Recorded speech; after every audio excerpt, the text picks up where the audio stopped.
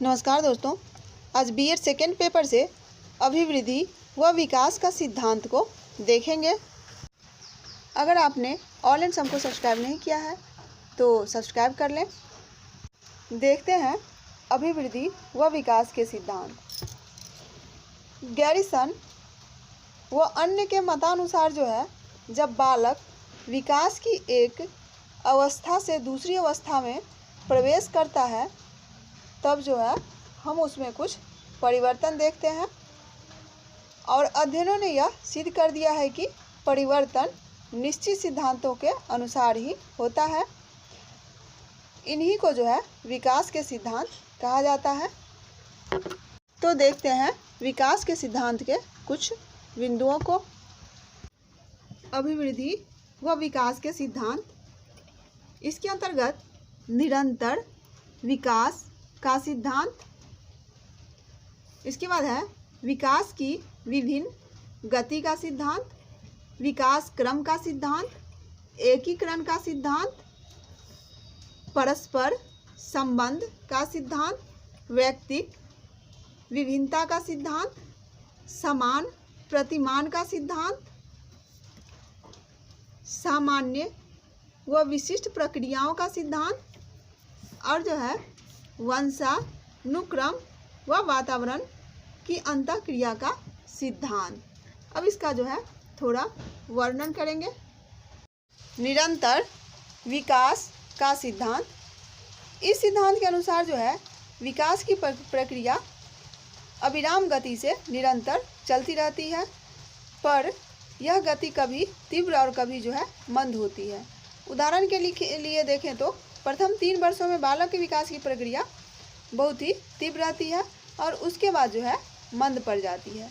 इसी प्रकार शरीर के कुछ भागों का विकास तीव्र गति से और कुछ का मंद गति से होता है, पर विकास की प्रक्रिया चलती अवश्य रहती है, जिसके फलस्वरूप व्यक्ति में कोई आकस्मिक परिवर्तन होता है। स्किनर ने बताया कि विकास प्रक्रियाओं में निरंतरता का सिद्धांत केवल इस तथ्य पर बल देता है कि शक्ति में कोई आकस्मिक परिवर्तन नहीं होता है। दूसरा है विकास की विभिन्न गति का सिद्धांत। डगलस एवं हॉलैंड के सिद्धांत को देखें तो इससे स्पष्ट होता है कि विभिन्न व्यक्तियों के विकास की गति में विभिन्नता होती है और यह विभिन्नता विकास के संपूर्ण काल में यथावत बनी रहती है। उदाहरण के लिए जो व्यक्ति जन्म के समय लंबा होता है वह साधारणतः बड़ा होने पर भी लंबा रहता है, और जो छोटा होता है वह ऐसा देखा जाता है कि बाद में भी वह छोटा होता है। तीसरा है विकास क्रम का सिद्धांत। इस सिद्धांत के अनुसार बालक का गामक और भाषा संबंधी आदि विकास एक निश्चित क्रम में होते रहता है। चौथा है एकीकरण का सिद्धांत। इस सिद्धांत के अनुसार बालक पहले संपूर्ण अंग की ओर फिर अंग के भागों को चलाना सीखता है। उसके बाद वह उन भागों में एकीकरण करना सीखता है, जैसे कि वह पहले पूरे हाथ को, फिर उंगलियों को, फिर हाथ एवं उंगलियों को एक साथ चलाना सीखता है। इस प्रकार जैसा कि कुप्पुस्वामी ने लिखा है, विकास में पूर्ण से अंगों की ओर एवं अंगों से पूर्ण की ओर गति निहित रहती है। विभिन्न अंगों का एकीकरण ही गतियों की सरलता को संभव बनाता है। पांचवा है परस्पर संबंध का सिद्धांत। इस सिद्धांत के अनुसार बालक के शारीरिक, मानसिक, उसके संवेगात्मक आदि पहलुओं के विकास में परस्पर संबंध होता है। उदाहरण के लिए देखें तो जब बालक का शारीरिक विकास के साथ साथ उसकी रुचियाँ, ध्यान के केंद्रीकरण और व्यवहार में परिवर्तन होते हैं, साथ साथ उसमें गामक और भाषा संबंधी विकास भी होता है। गैरिसन ने बताया कि शरीर संबंधी दृष्टिकोण व्यक्ति के विभिन्न अंगों के विकास में सामंजस्य और परस्पर संबंध पर बल देता है। छठा है व्यक्तिक विभिन्नता का सिद्धांत। इस सिद्धांत के अनुसार जो है बालक और बालिका के विकास का जो है अपना स्वयं का स्वरूप होता है। इस स्वरूप में व्यक्तिक विभिन्नताएं पाई जाती है। एक ही आयु के दो बालक तथा दो बालिकाओं में जो है एक बालक और एक बालिका के शारीरिक, मानसिक, सामाजिक आदि विकास में जो है व्यक्तिक विभिन्नताओं की उपस्थिति जो है स्पष्ट रूप से दृष्टिगोचर होती है।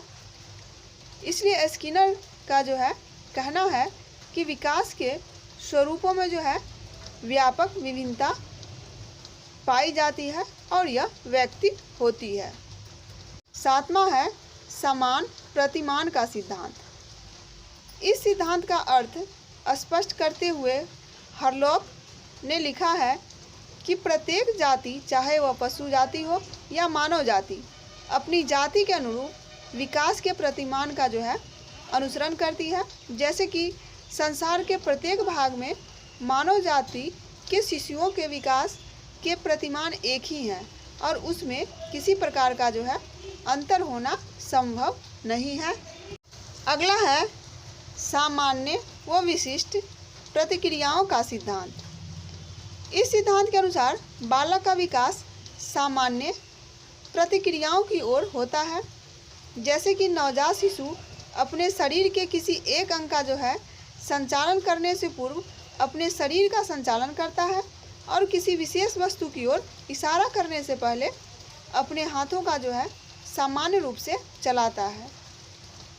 हरलॉक का कथन है कि विकास के सभी अवस्थाओं में बालक की प्रतिक्रियाएं विशिष्ट बनने से पूर्व सामान्य प्रकार की होती है। अगला है वंशानुक्रम व वातावरण की अंतःक्रिया का सिद्धांत। इस सिद्धांत के अनुसार बालक का विकास न केवल वंशानुक्रम के कारण और न ही केवल वातावरण के कारण होता है, बल्कि दोनों की अंतःक्रिया के कारण होता है।